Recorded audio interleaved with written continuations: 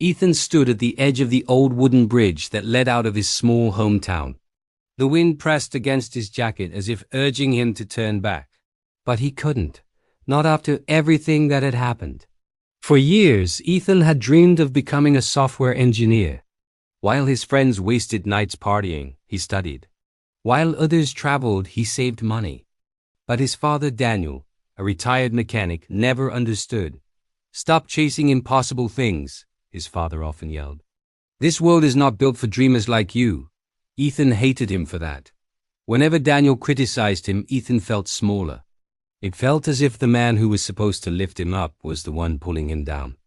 By the time Ethan turned 22, their relationship was hanging by a thread. Then came the breaking point. One evening, after yet another argument about Ethan's stupid ambitions, Ethan shouted words that stabbed deeper than any blade.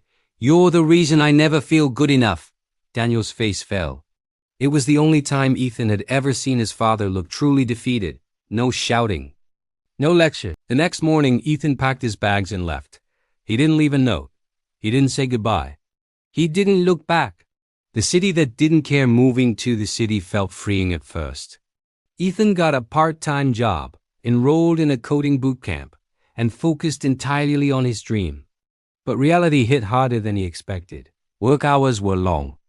Competition in the tech world was brutal. Some nights he ate only bread. Some nights he slept on the floor. Some nights he felt so overwhelmed he wanted to quit everything. But whenever he felt weak, he remembered the last fight with his father.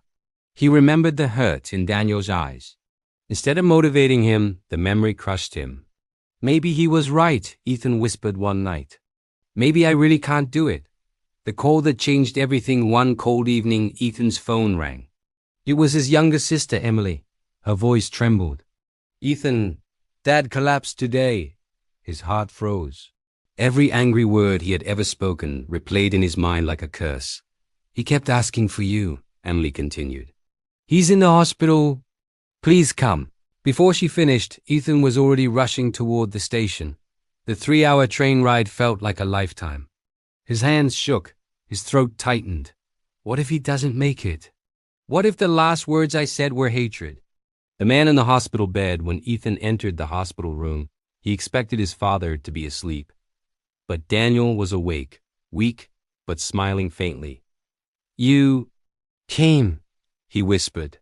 Tears streamed down his face as he fell to his knees beside the bed. "I'm sorry, Dad," he cried. "I shouldn't have left. I shouldn't have said those things." Daniel reached out with trembling fingers and touched his son's head. "You were right to leave," he said softly. "You needed to chase your dream." Even if I didn't understand it, Ethan looked up, confused. Daniel continued, "I wasn't angry at you. I was scared.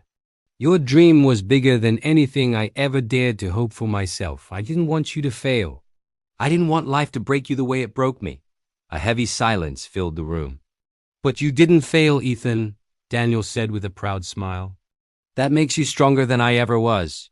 Ethan held his father's hand tightly. "No, Dad, I can't do this without you." Daniel shook his head.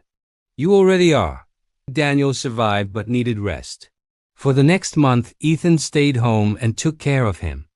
Their relationship slowly healed, one conversation, one apology, one smile at a time.